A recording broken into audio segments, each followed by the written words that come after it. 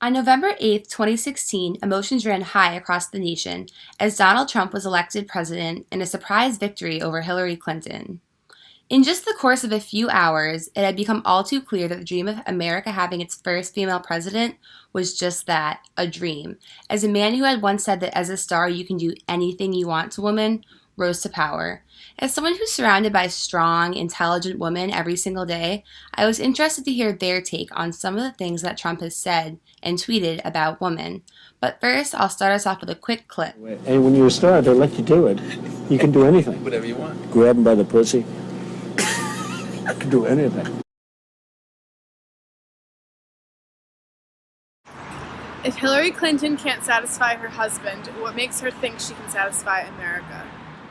As a woman who works in the sports industry, I find this extremely offensive because I'm constantly surrounded by men every single day. It's just ridiculous that even that should be brought up in the first place, let alone as someone who is in an industry who has to work even harder than everyone else around me. The things that should be focused on are your accomplishments and what you're doing to better yourself, to better your organization, and what your personal life is going on. Your personal life is your personal life, and that shouldn't matter at all. But regardless, women who are pioneering the way for other women and stepping into the men's world, the men's industries, they should be commended and valued more than anyone else because they're the ones that are leading the way for all these future generations of women, and it makes you just look like a sexist bigot. So. And She used to be very. She's still very beautiful. I moved on her, actually. You know, she was down in Palm Beach. I moved on her, and I failed. I'll admit it. Whoa. I did try and fuck her. She was married. It's huge news. You know, it doesn't really matter what they write as long as you've got a young and beautiful piece of ass. It's just really sad to me that we could have elected, like, I guess half of our United States elected a president that so blatantly doesn't respect women.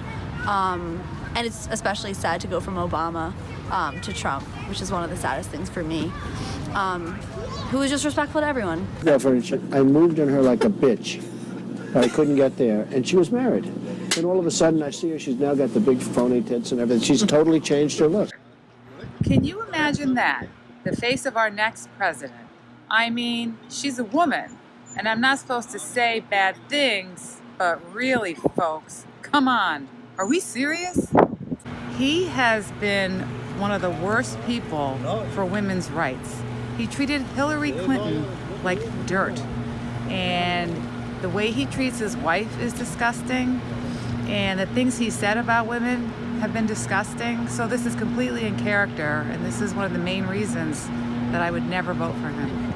Yeah, that's her, with the gold. I gotta use some Tic Tacs just in case I start kissing her.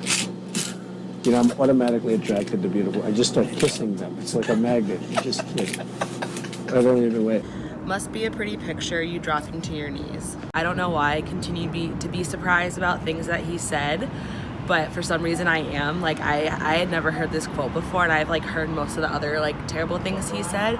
For me right now, with like the, I guess, more of the coverage that like sexual assault is getting, and as someone who like has experienced sexual assault, it's pretty upsetting and pretty disgusting. And so I think it's alarming that we have someone in power who continues to not only perpetrate but normalize sexual assault, because I feel like a lot of these comments, especially this one, is like meant to be joking. It's him kind of saying something just like offhand, but it's not okay. And little comments like that are what contribute to sexual assault being so normalized. It's not, because no one says these comments and like people are like, oh no, that's like a big deal. Like he says these comments and people are like, oh, he's joking, it doesn't matter, but it does. And I think that's concerning. And I think a lot, especially with like all the other men in Hollywood right now who are being like fired, like Matt Lauer, and who are being exposed, and how that's great that people who do this are like being put out of their positions of power. But I think it's sad that he isn't, and that he still doesn't face any consequences for saying and doing these things.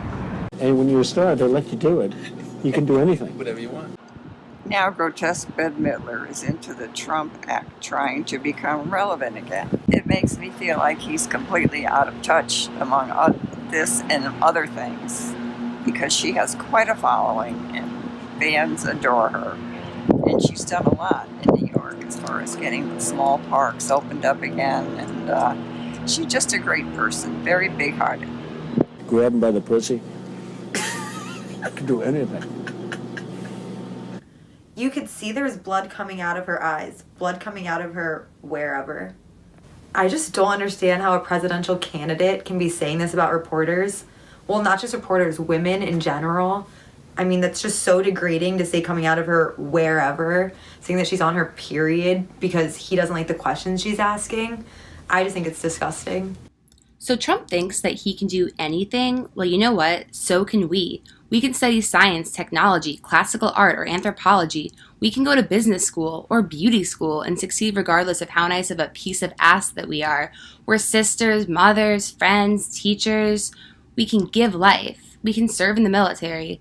And one day, one of us will be president. But now I've seen it through, and now I know the truth, that anything could happen, anything could happen, anything could happen, anything could happen.